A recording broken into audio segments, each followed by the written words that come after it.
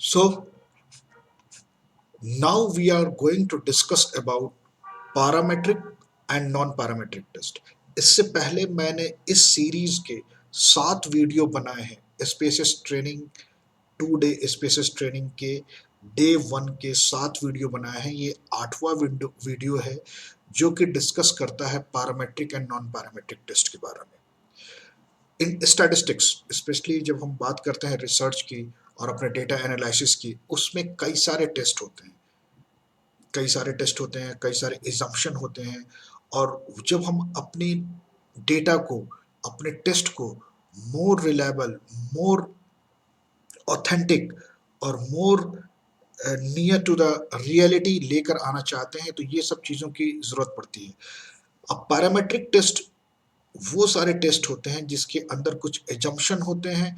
अगर उन एजम्पशन को पूरे होते हैं, जैसे कि नॉर्मली डिस्ट्रीब्यूशन एक एजम्पशन है, अगर हमारा डेटा नॉर्मल डिस्ट्रीब्यूटेड है, आउटलायर नहीं है, रैंडम इंडिपेंडेंट सैंपल है, उस सारे केसेस में हम पैरामेट्रिक टेस्ट के यूज़ करते हैं।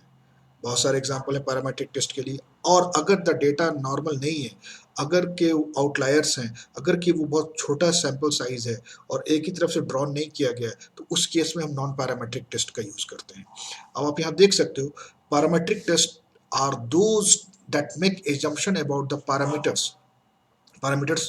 population of the population distribution from which the sample is drawn।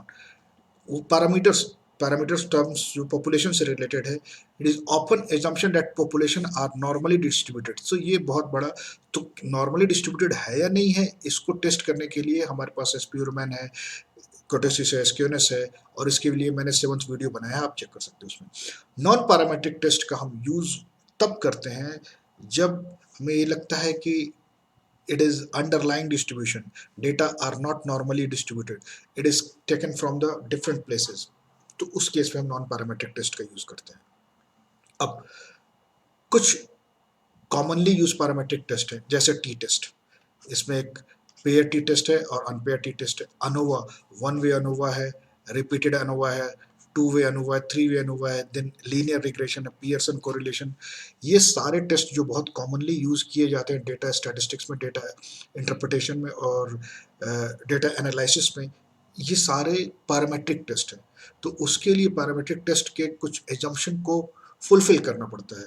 अब वो अगर फुलफिल करते हैं तो हम टी टेस्ट का यूज करते हैं, अगर वो फुलफिल नहीं करते, जैसे मैं एक एग्जांपल आपको बताता हूँ, इंडिपेंडेंट सैंपल टी टेस्ट के लिए हम क्या करते हैं कि एक कैटेगरिकल वेरिएबल, जिसमें सिर्फ 2 कैटेगरी होते हैं, मेल फीमेल टाइप के, एक कैटेगरिकल वेरिएबल और एक स्केल वेरिएबल के बीच में रिलेशनशिप देखना चाहते हैं, ये दोनों सिग्निफिकेंटली रिलेटेड हैं कि नहीं है। जैसे मैं ये देखना चाहता हूँ कि जेंडर और मार्क्स के बीच में कोई सिमिलरिटीज है, कोई डिफरेंसेस है, कि अब means there is a no difference between male and female marks, तो ये मेरा हो जाएगा non what you called as the null hypothesis। और there is a significance difference between male and female marks, तो ये मेरा हो जाएगा अल्टरनेटिव हाइपोथेसिस। तो इसको टेस्ट करने के लिए हम यूज करते हैं इंडिपेंडेंट टी टेस्ट। हमारा डेटा नॉर्मल होना चाहिए, अगर डेटा नॉर्मल नहीं है तो हम उससे कॉरेस्पॉन्ड में मैन विस्ले टेस्ट को यूज करते हैं। तो वही मैं कह रहा था, T test, ANOVA, linear regression, Pearson rank correlation, ये सारे पैरामेट्रिक टेस्ट हैं।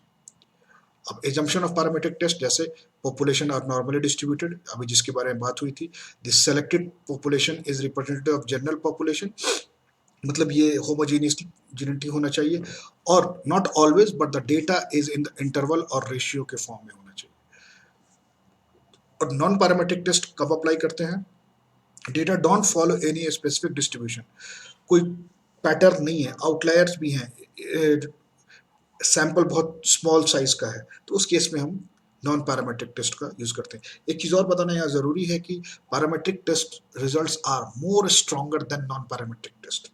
तो हम ये कोशिश करते हैं कि ये पैरामेट्रिक टेस्ट के अंदर ही आ जाए, डेटा को टेस्ट करके, डेटा को चेक करके, डेटा को दोबारा वेरीफाई करके।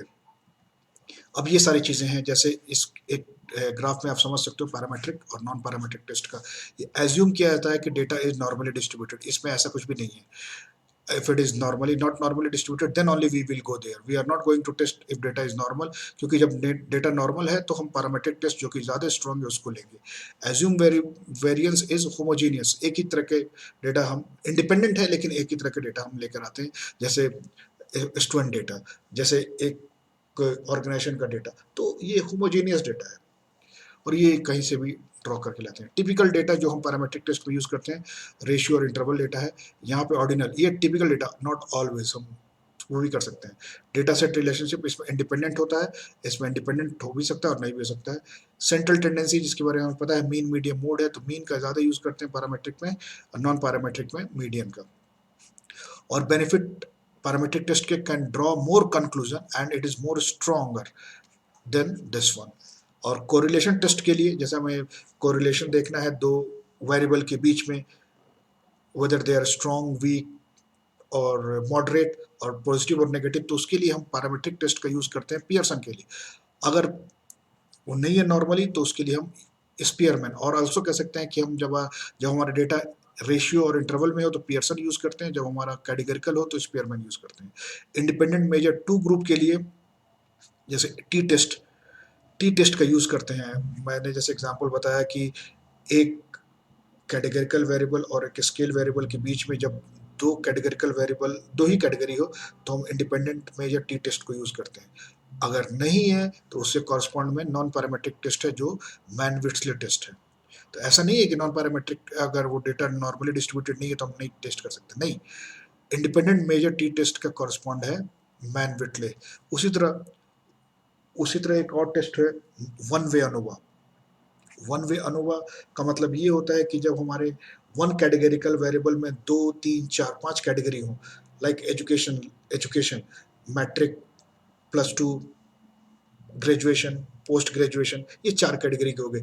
इनका टेस्ट मैं करना चाहता हूँ एक दूसरे वेरिएबल में इनकम के साथ, तो उस केस में हम वन वे अनोवा यूज़ करेंगे. अगर डेटा नॉर्मली डिस्ट्रीब्यूटेड है तो पैरामीट्रिक टेस्ट, अगर नहीं तो हम उसके कॉरस्पॉन्ड्स में क्रुस्कल वैलिस टेस्ट को यूज़ करेंगे. उसी तरह मैच पेयर टेस्ट के कॉरस्पॉन्ड्स में हम यूज़ करते हैं. मैच पेयर टेस्ट को also pair sample t test बोलते हैं. जैसे प्री टेस्ट और पोस्ट टेस्ट का रिजल्ट हमें देखना है कि क्या आता है, प्री ट्रेनिंग और पोस्ट ट्रेनिंग का रिजल्ट हमें देखना है, तो उसके लिए हम ये यूज़ करते हैं. अगर नहीं है डेटा नॉर्मल तो हम विल्सन टेस्ट यूज़ करते हैं. तो ये सारी चीज़ें हैं जो कि पैरामीट्रिक टेस्ट और नॉन पैरामीट्रिक टेस्ट को सेपरेटली बनाता है. तो आई होप कि पैरामीट्रिक टेस्ट और नॉन पैरामीट्रिक टेस्ट समझ में आया होगा. ये कुछ कॉमनली, जैसे काई स्क्वायर टेस्ट का भी हम यूज़ करते हैं. Chi square test is a non parametric test. ठीक है, तो ये सारे कुछ एग्जांपल हैं नॉन पैरामीट्रिक टेस्ट के.